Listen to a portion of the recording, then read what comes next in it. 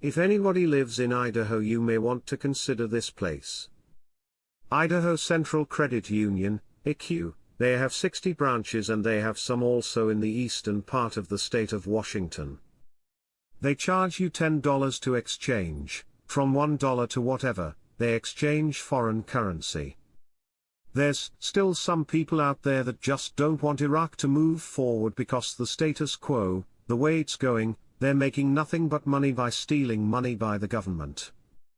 Iraq is the second Arab country and the 9th in the world in terms of natural resources. With our contacts with private banks in and outside of Iraq, they're all telling us they are extremely busy.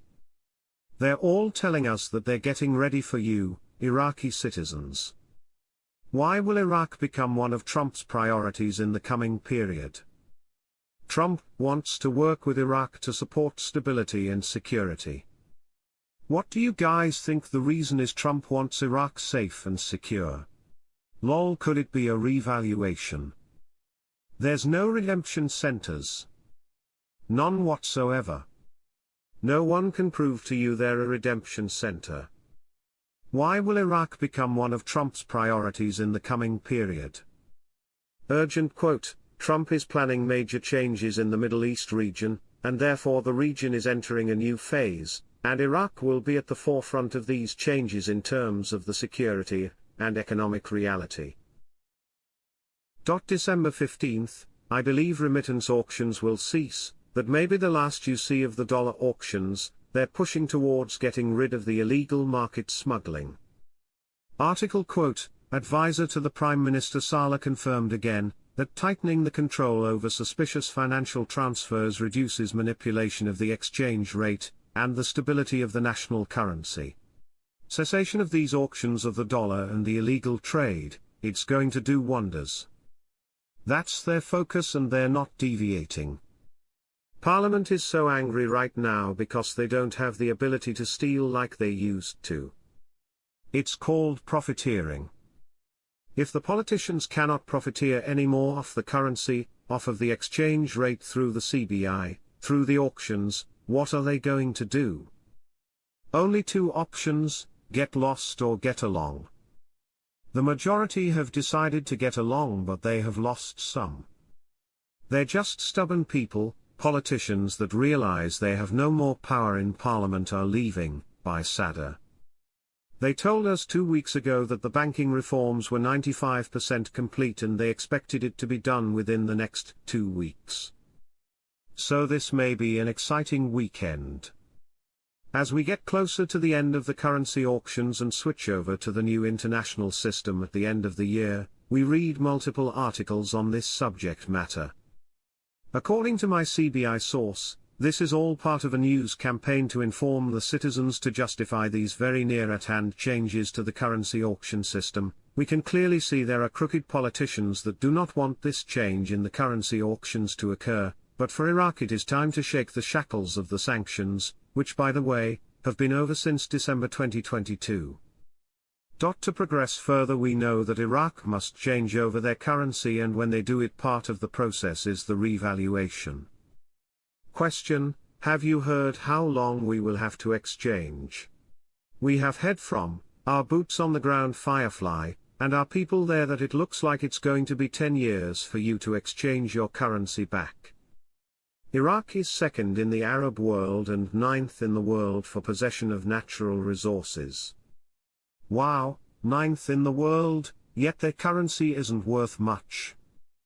Iraq can clearly support a substantial increase in the value of the dinar. Governor of the Central Bank of Iraq receives a delegation from the International Finance Corporation. The auctions were the reason why the purchasing power of Iraq's currency was being bled out of the country and out of the hand of the citizens. Those auctions needed to be stopped, changed and eventually metamorphosed into an auction that is usable with foreign currency and the Iraqi dinar in their country. They've accomplished all of this. Chase Bank has its talons locked into the monetary reform, by the jugular vein, and it's not going to let go. When you go to them and you say, "But you said it was a scam," they'll look the other way and they won't give a shit. Chase is going to play a vital role, a major role in the monetary reform of the Iraqi dinar. The International Monetary Fund, IMF, provided a detailed assessment of the Iraqi economy, pointing to the challenges and opportunities that lie ahead for Iraq. According to the fund, the Iraqi economy contracted by 2.2% in 2022, but the forecasts for 2024 and 2025 are more optimistic. The fund expects the economy to grow by 1.4% in 2024 and 5.3% in 2025.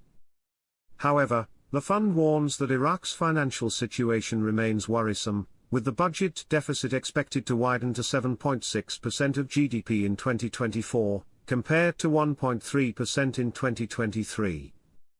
It also expects government debt to reach 48.2% of GDP in 2024 and 54.6% in 2025. Domestic stability and recovery. Despite these fiscal concerns, Iraq has seen significant improvements in domestic stability. The IMF notes that domestic stability has improved since the new government took office in October 2022, creating an environment conducive to economic reforms. This stability was a key factor in the approval of Iraq's first three-year budget, which, despite its fiscal expansion, has helped drive a strong recovery in the non-oil economy. In addition, Iraq has been largely immune to regional conflicts, especially the ongoing conflicts between Israel and the Gaza Strip. This relative stability, combined with the recovery of the non-oil economy, has allowed Iraq to focus on internal economic adjustments. Inflation and fiscal imbalance. One of the positive aspects of Iraq's recent economic performance is the decline in domestic inflation, which fell to 4% by the end of 2023. This improvement is attributed to lower global food prices, the currency revaluation in February 2023, and the return of trade finance to normal. However, the IMF warns that Iraq's fiscal expansion, coupled with lower oil prices, could exacerbate economic imbalances.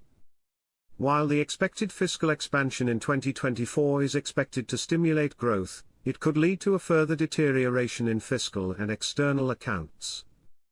Iraq remains vulnerable to oil price volatility, which accounts for a significant portion of its revenues. Without urgent policy adjustment, the fund warns that Iraq could face medium-term sovereign debt stress and external stability risks. These concerns are heightened by global uncertainties, such as the possibility of a sharp decline in oil prices or an escalation of conflict in the Middle East. Fiscal and structural reforms to stabilize the economy and reduce financial vulnerability. The IMF stresses the need for significant fiscal adjustments. Iraq needs gradual but impactful fiscal policy reforms to stabilize debt over the medium term and rebuild financial buffers. The fund recommends focusing on controlling the public wage bill, gradually eliminating mandatory employment policies, and enhancing non-oil revenue mobilization. In addition, better targeted social support programs can help alleviate poverty and strengthen public finances.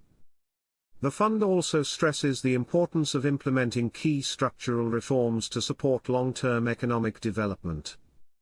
Iraq's priorities include strengthening the tax and revenue system, and implementing the single treasury account and reducing the use of extra budgetary funds are critical steps in achieving effective fiscal consolidation. Other reforms include reducing cash financing, reforming the pension system, improving governance, and combating corruption. Strengthening the financial sector. The Central Bank of Iraq has made efforts to improve monetary policy and strengthen liquidity management, and the IMF has commended these efforts. However, the fund highlights the need for better coordination between fiscal and monetary operations to manage excess liquidity and improve the effectiveness of monetary policy. Furthermore, the fund sees restructuring large state-owned banks as essential to improving the efficiency of the financial sector.